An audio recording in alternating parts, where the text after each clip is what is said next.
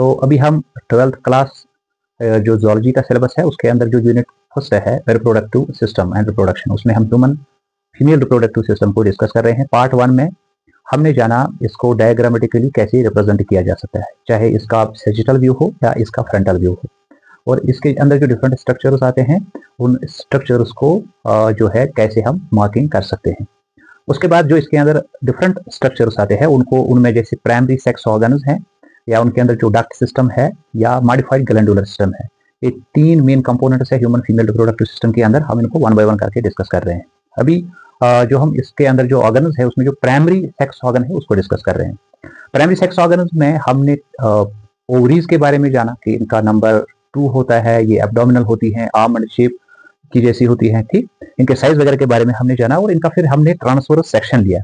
Transverse section में हमने जाना कि इसका जो ये वाला रीजन है दिस इज कॉल्ड मेसोवेरियम, ठीक, और ये जो एक्सटर्नल ये सिंगल लेयर है एपिथेलियल सेल्स का, ये जर्मिनल एपिथेलियम है। जर्मिनल एपिथेलियम के थोड़ा नीचे ये जो कवरिंग है इसको कहते हैं ट्यूनिका एल्बुजिनिया, ठीक। उसके बाद हमने देखा जो ओवरी के अंदर पूरा ये स्ट्रोमा होता है, इसमें 2 कंपोनेंट्स है, एक बाहर का कंपोनेंट, दूसरा अंदर वाला मीडियन कंपोनेंट। बाहर का जो ये वाला हिस्सा है, इस बाहर के हिस्से को कहते हैं कॉर्टेक्स, ठीक। जो इसका अंदर वाला ये हिस्सा है दिस इज मेडुला। ये कॉर्टेक्स एंड मेडुला दोनों कंपोनेंट्स है ओवरियन स्ट्रोमा के, ठीक है।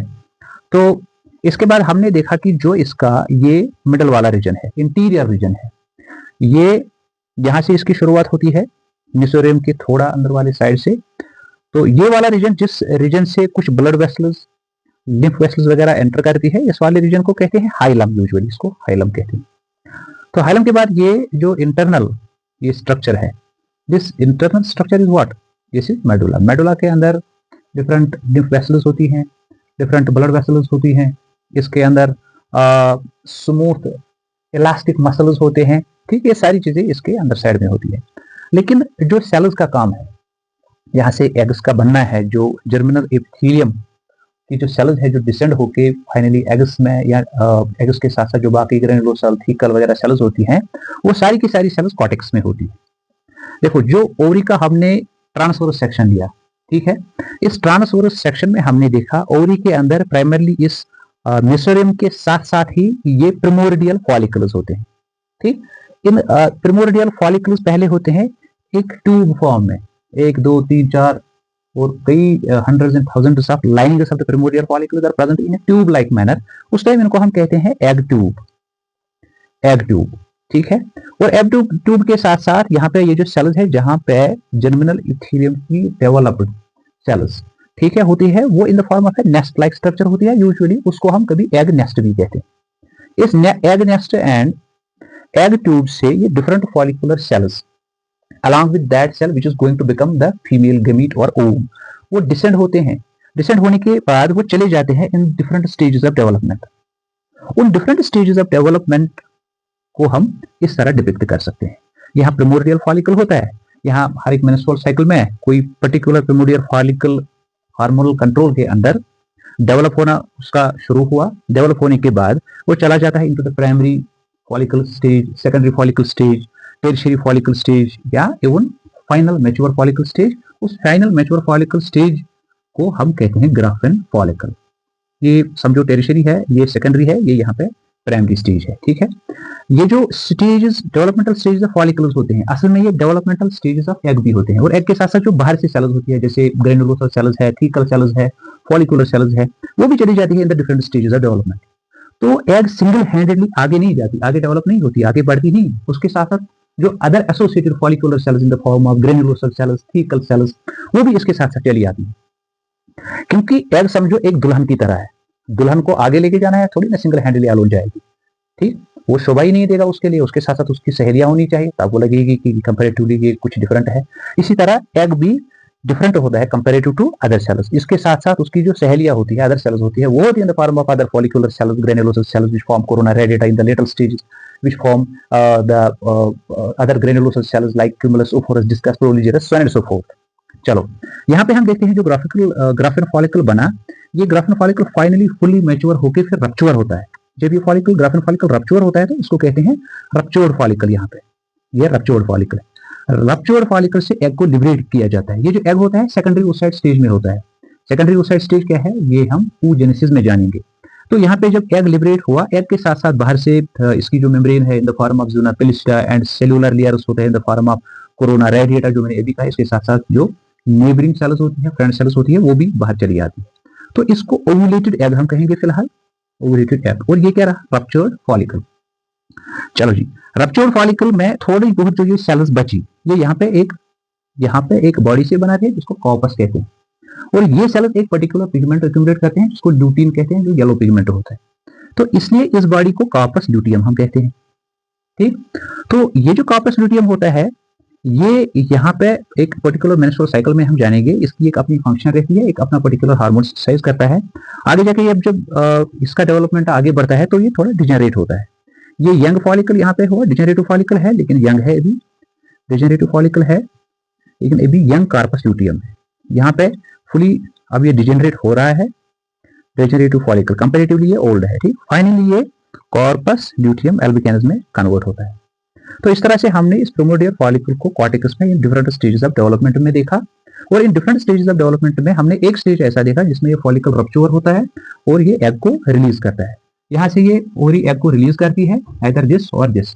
फिर ये एग जो है, जो मैंने कहा था, यहाँ पे फिम्बरी के इन बिटवीन में ऑस्टिया होता है, फिम्बरी मूवमेंट करते हैं और इस एग को एक टाइप ऑफ इन्वेजिनेशन होती है, यहाँ पे उस एग को अंदर लेते हैं। कहाँ, आफ्टर एम्पोला, क्योंकि एम्पोला में आगे जाके हम देखेंगे फर्टिलाइजेशन होती है। ठीक है, वो तो हमारा नेक्स्ट टॉपिक है।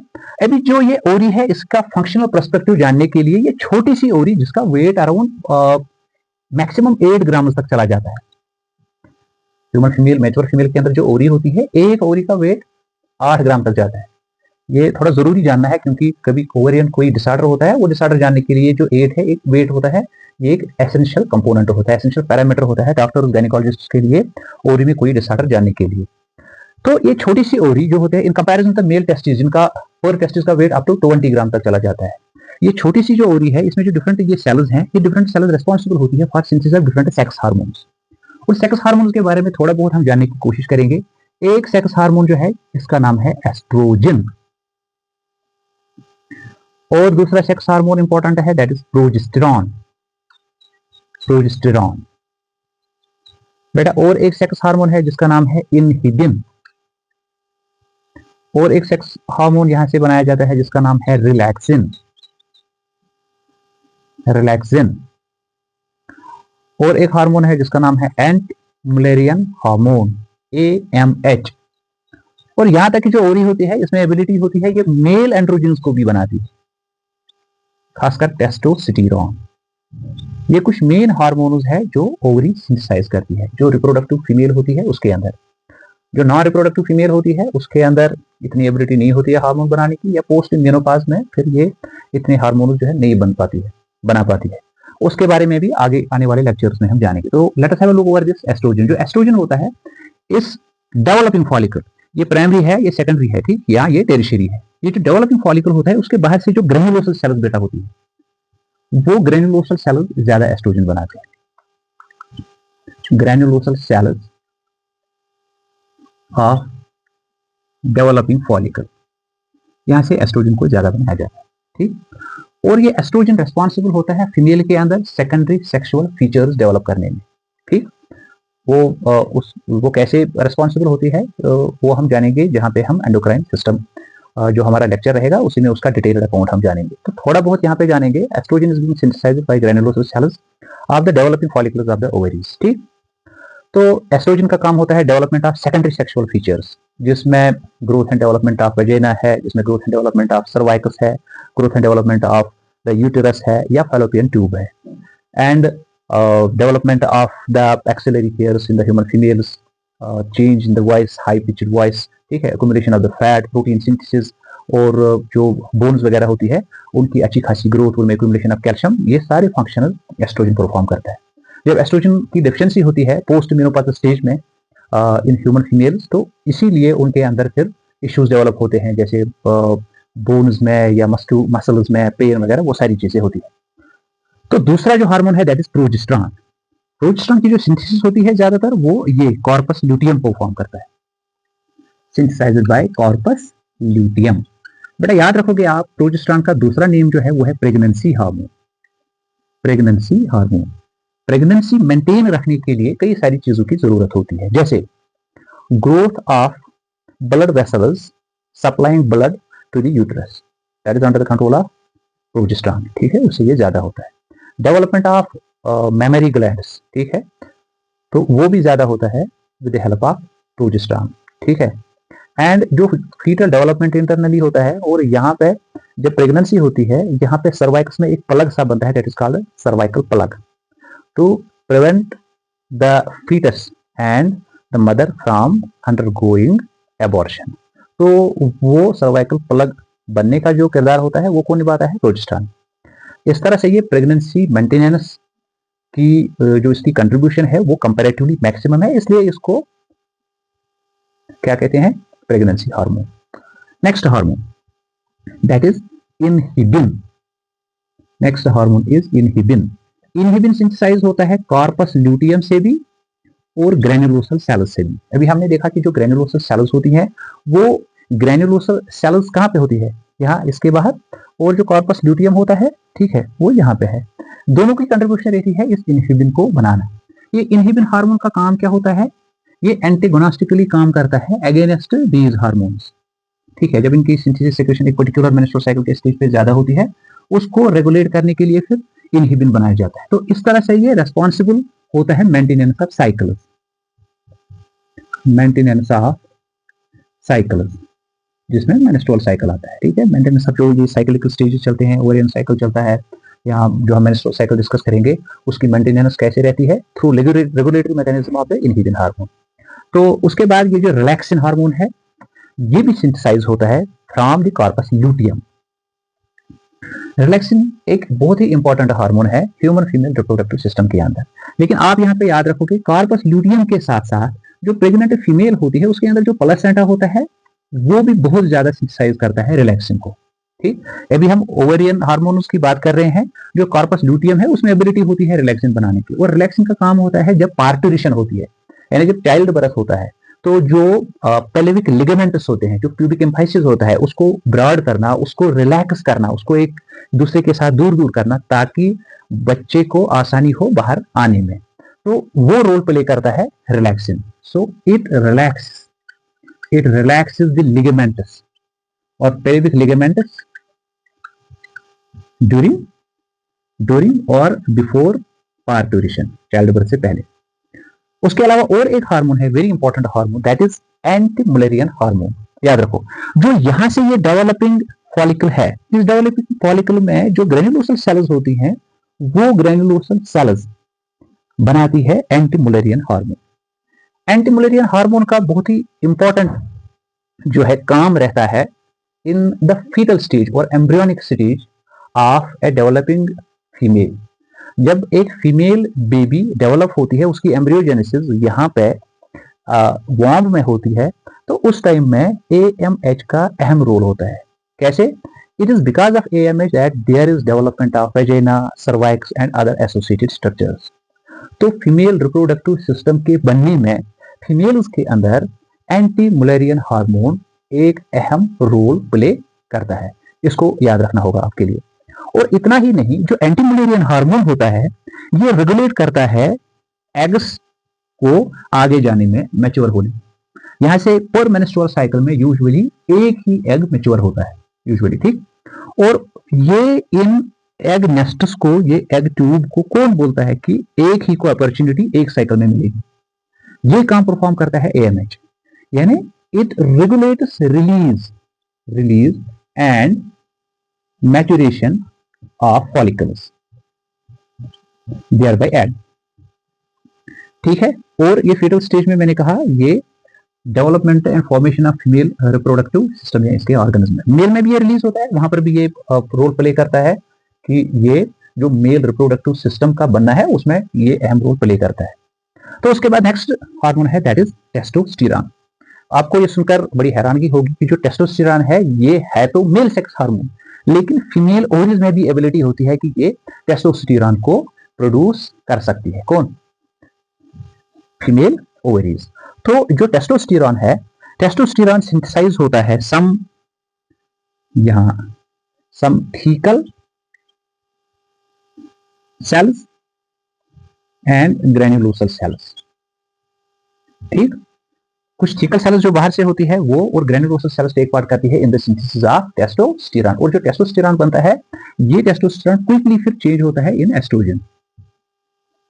ठीक है, तो ह्यूमन फीमेल के अंदर ये डेवलपमेंट एंड कुछ रेगुलेटरी चेंजेस एंड कुछ बिहेवियरल चेंजेस लाने में अहम रोल प्ले करता है। तो ये तो इस तरह बात हुई ह्यूमन फीमेल्स के अंदर जो प्राइमरी सेक्स ऑर्गन ओवरीज है वो डिफरेंट हार्मोन्स को प्रोड्यूस करती है, और उनके रोल के बारे में हमने थोड़ा बहुत जाना। इसके बाद हम स्टडी करेंगे अब next part, that is human female reproductive system के अंदर fallopian tube. It is almost 10 to 12 centimetres long. ठीक है, और फैलोपियन ट्यूब का काम है ये ओवरी को यूट्रस के साथ कनेक्ट करता है। Connects ovary with uterus. और जब अच्छी तरह फैलोपियन ट्यूब को देखते हैं, इसमें आपको डिफरेंट स्ट्रक्चर्स देखने को मिलेंगे। जैसे ये यहाँ पे फिंगर लाइक जो प्रोजेक्शंस है, इनको कहते हैं फिम्बरे। ठीक, और ये फिम्बरे हमारे हैंड की तरह होती है, तो हैंड्स के साथ ये पाम होता है, ये समझो दीज आर फिम्बरे, और उसके बाद ये पाम है। यहाँ पे ये पाम लाइक स्ट्रक्चर है, और यहाँ पे ये पाम लाइक है। और ये जो दूसरा पाम लाइक स्ट्रक्चर है, इसको कहते हैं इनफंडिब्यूलम। इनफंडिब्यूलम। और इसके नेक्स्ट स्ट्रक्चर को ऐसे समझेंगे, अगर ये फिम्बरे हैं, ये इनफंडिब्यूलम है जो रिस्ट आता है, रिस्ट लाइक स्ट्रक्चर, यहां पर भी ये रिस्ट लाइक स्ट्रक्चर आया, उसको कहते हैं एम्पुला। आप एम्पुला को याद रखोगे क्योंकि ampulla is the site of fertilisation in human beings. ठीक है, यहां पे फर्टिलाइजेशन होती है ह्यूमन बींग्स में। तो इसके बाद जो नेक्स्ट ये आर्म लाइक स्ट्रक्चर, जैसे मैंने कहा suppose these are fimbriae and this is ampulla and this is infundibulum, this wrist is ampulla, and after that the arm like structure, it is isthmus। ये isthmus है। तो ये different regions हैं fallopian tube के।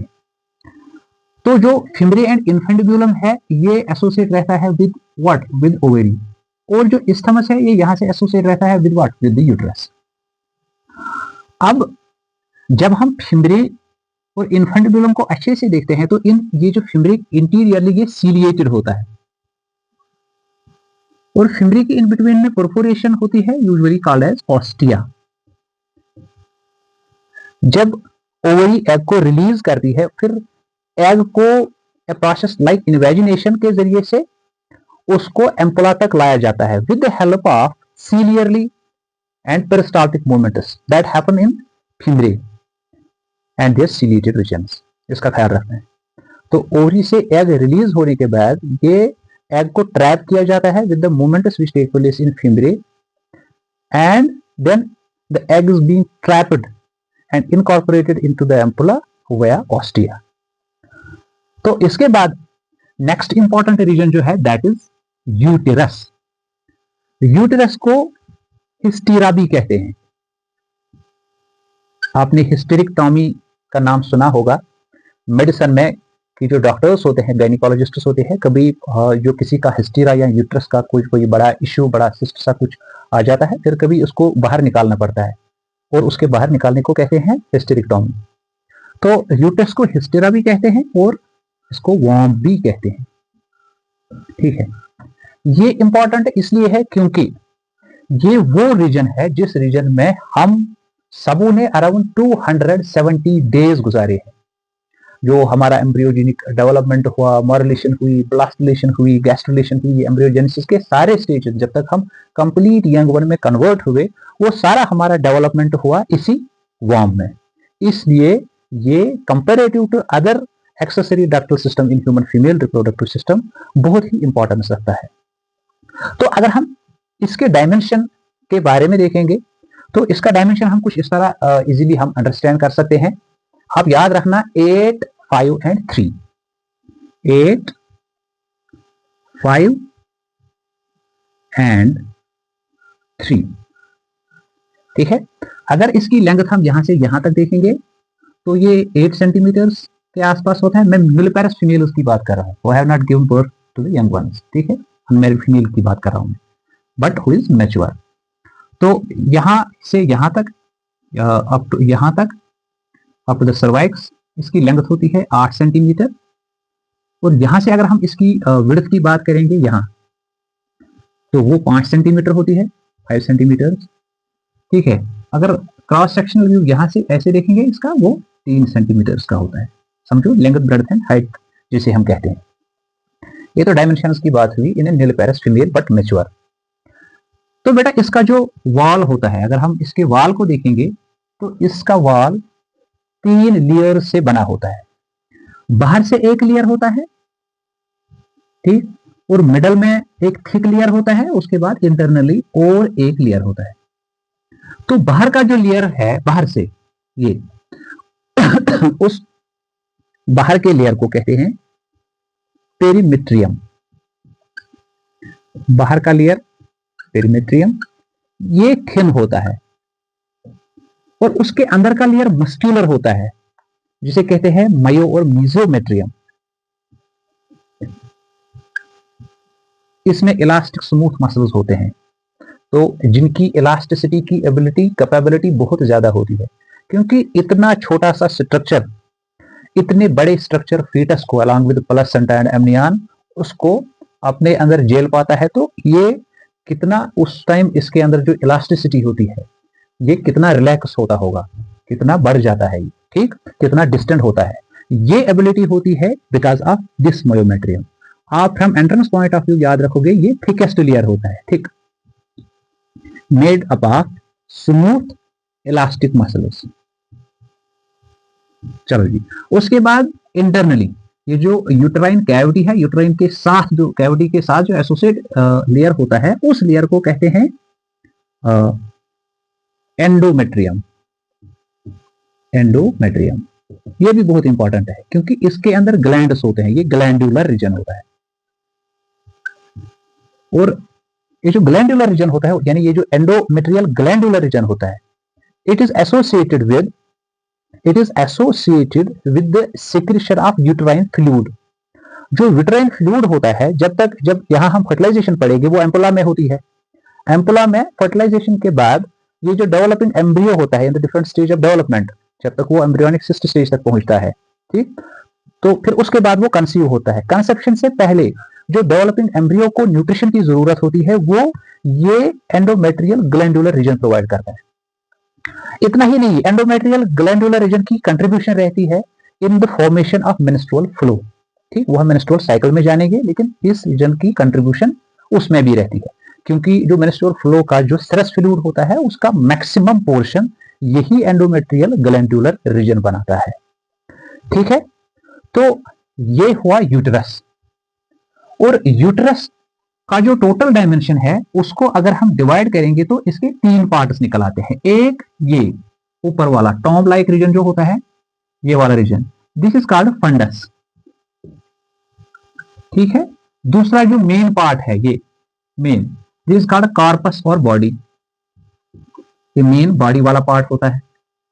और तीसरा जो lower reason है वो आता है फिर सर्वाइक्स, इसका लोअर रीजन है सर्वाइक्स।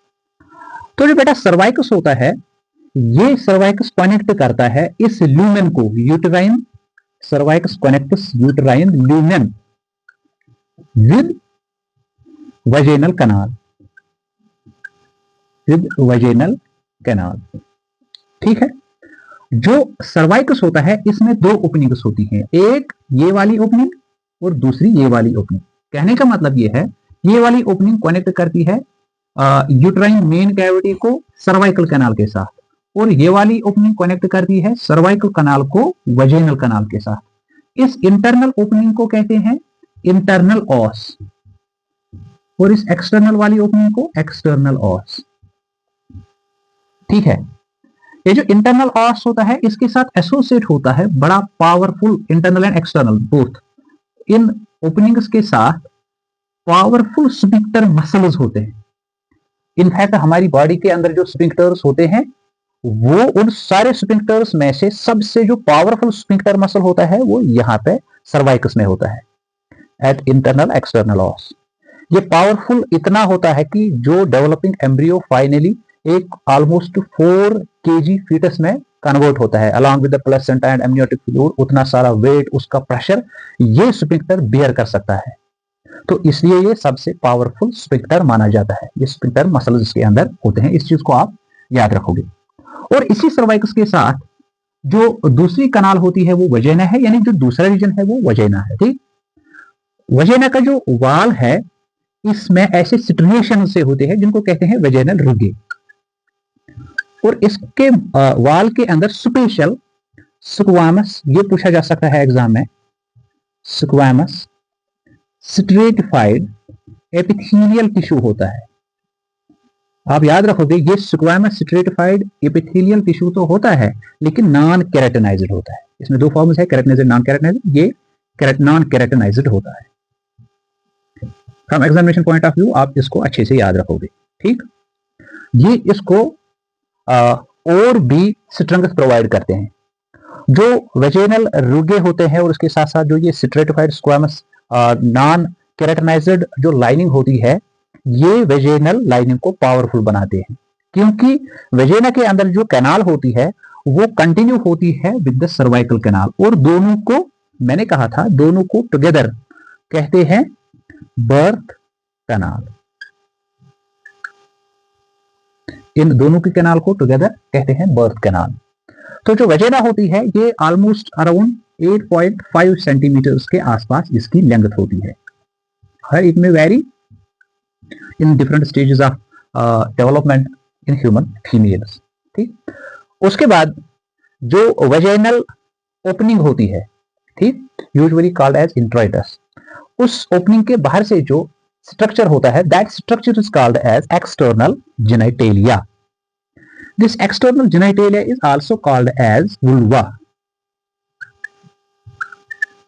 ठीक है, तो ये एक्सटर्नल जेनिटेलिया जो होता है, डायग्रामेटिकली इसको हम इस डायग्राम से स्टडी करेंगे। इसका जो एंटीरियर ब्लफड रीजन, फैटी रीजन होता है, उसको कहते हैं Moonis pubis.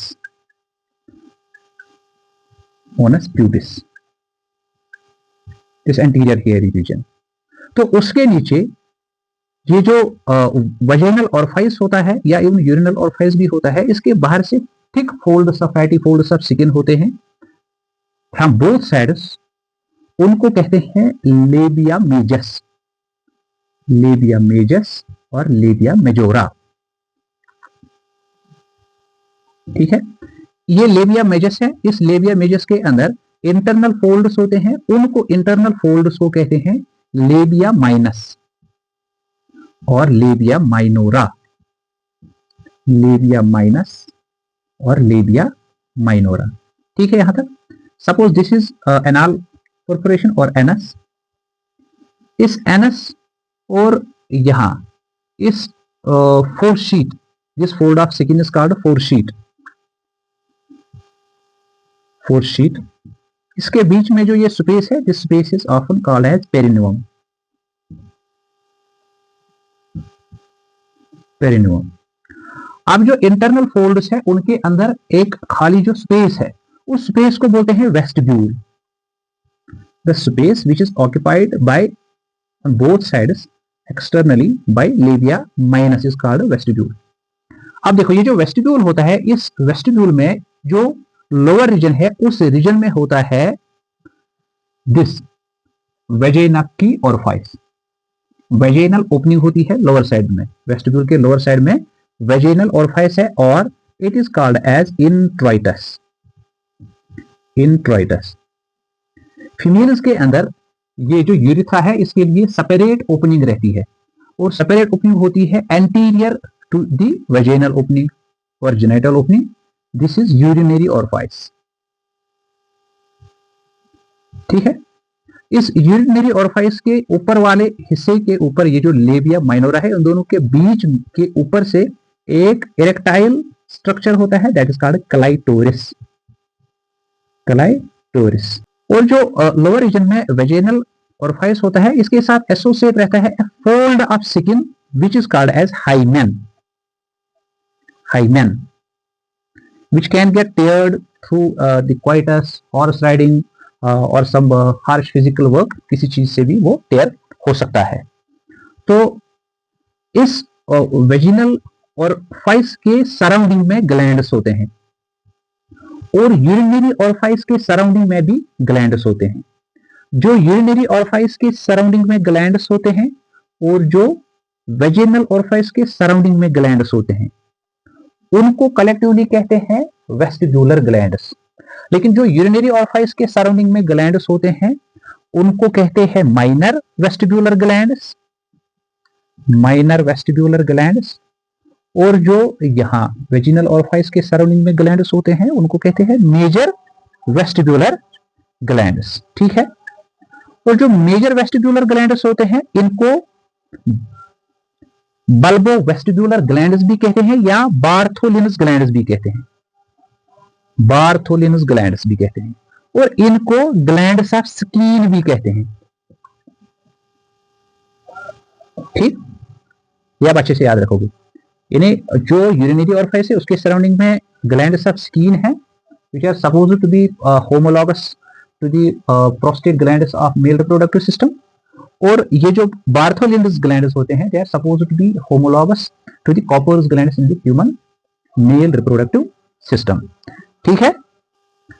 So with this we have concluded human female reproductive system. अब glandular system में हमें accessory glands के अंदर जो मेमोरी glands पढ़ने हैं वो हम नेक्स्ट लेक्चर में कवर करेंगे. तो उम्मीद करता हूँ आपको ये लेक्चर अच्छा लगा होगा. मैं आपके लाइक्स और कमेंट्स और सब्सक्रिप्शंस का मुंतज़िर रहूंगा क्योंकि ये सारी चीज़ें मुझे एनकरेज करते हैं और इस एनकरेजमेंट की वजह से मैं ज़्यादा एनर्जेटिक एंड एंथुसियास्टिक हो जाता हूँ और उसकी वजह से जो मेरे आने वाले लेक्चर्स होंगे वो कंपैरेटिवली ज़्यादा बेटर होंगे. So your comments, likes and subscriptions matter a lot for me. मिलेंगे नेक्स्ट लेक्चर में. Till then stay blessed. अल्लाह हाफिज़.